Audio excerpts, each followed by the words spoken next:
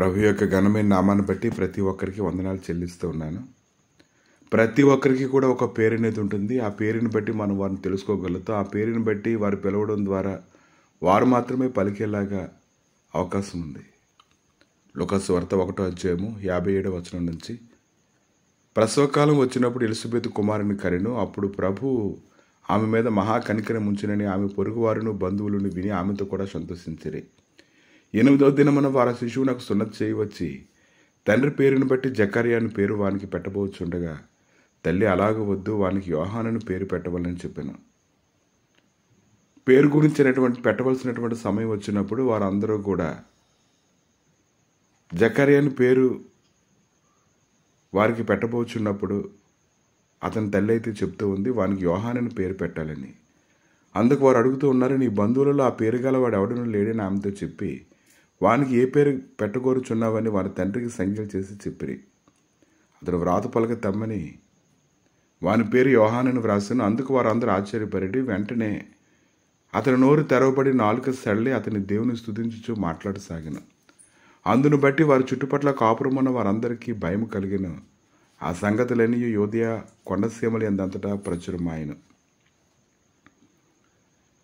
కనుక జకర్యాకి నోరు సడలి అతను మాట్లాడడం ప్రారంభించాడు. దేవుని సంగతులు అతను సందేహించడం వల్ల అతను మోగవానిగా ఉండిపోయాడు. కానీ ఎప్పుడైతే యోహానని పేరు అతను వ్రాసాడో వెంటనే అతని నాలుక సడలి అతని దేవుని స్తుతించు మాట్లాడడాన్ని బట్టి చుట్టుపక్కల ఉన్నటువంటి వారందరికీ కూడా భయం కలగడం ప్రారంభించింది.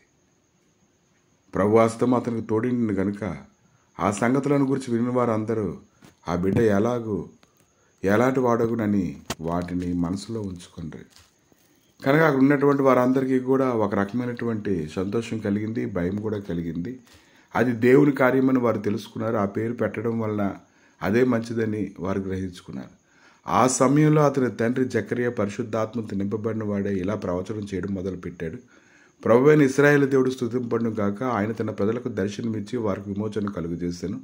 తన సేవకుడైన దావీదు వంశమునందు మన కొరకు రక్షణ శృంగమును అనగా మన శత్రువుల నుండి మనలను ద్వేషించే వారందరి చేతుల నుండి తప్పించి రక్షణ కలుగజేశాను. దీనిని గురించి ఆయన ఆది నుండి తన పరిశుద్ధ ప్రవక్తల నోట పలికించాను. ఆయన మన పితరులను కరుణించుటకును తన పరిశుద్ధ నిబంధన అనగా మన తండ్రి అయిన అబ్రహాముతో ఇంకా ఇక లేఖనాలన్నింటినీ మనం గమనిస్తూ ఉంటే చాలా సంగతులను మనం చూస్తూ ఉన్నాము. మనం శత్రువుల చేతి నుండి విడిపించబడి మన జీవితకాలం అంతా నిర్భయమై ఆయన సన్నిధిని పరిశుద్ధముగాను నీతిగాను ఆయనను సేవింపును అనుగ్రహించుటకు ఈ రక్షణ కలుగజేస్తాను. మరియు ఓ శిశువా, నీవు సర్వోన్నతిని ప్రవక్త వనబడుదువు. మన దేవుని మహావాస్తల్యమును బట్టి వారి పాపములను క్షమించటం వల్ల తన ప్రజలకు రక్షణ జ్ఞానము ఆయన అనుగ్రహించినట్లు ఆయన మార్గములను సిద్ధపరచుటకే నీవు ప్రభువునకు ముందుగా నడుతువు. మన పాదములను సమాధాన మార్గంలో నడిపించినట్లు చీకటిలోను మరణఛాయలోను కూర్చుండి వారికి వెలిగించుటకే ఆ మహావాత్సల్యమును బట్టి పైనుండి ఆయన మనకు అరుణోదయ దర్శనం అనుగ్రహించను. ఈ మాటలన్నింటినీ అతను మాట్లాడుతూనే ఉన్నాడు. అతను ఎందుకు అలా మాట్లాడుతున్నాడంటే దేవుని యొక్క అభిషేకం వచ్చింది.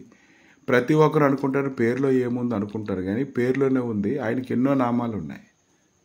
ప్రతి నామం కూడా ఆయన రక్షకుడని, శాసనకర్తని, ఆయన పోషకుడని, బలపరచువాడని, కృపచూపేవాడని ఎన్నో రకాలైనటువంటి స్వభావాలు దేవుడిలోని మనం చూస్తున్నాం. కనుక ఈరోజు పేరులోనే ఉంది. ఆయనకి పేరు ఎంతో ఇమ్మానుయేల్ అని, యేసని, రక్షకుడని, క్రీస్తని. ఈరోజు ఆయనకి ఎన్నో నామాలు ఉన్నాయి. ఆ నామాలోని ప్రతి నామంలో కూడా ఎంతో ఘనత ఉంది. ఆ ఘనతను మనం పొందుకోవాలంటే ఆయన నామాన్ని ఉచ్చరిస్తూ ఉన్నప్పుడు ఆయన నామంలో ఉండేటువంటి శక్తి అంతా మన ఏళ్ళ కుమరించబడడాన్ని మనం చూస్తూ ఉన్నాం.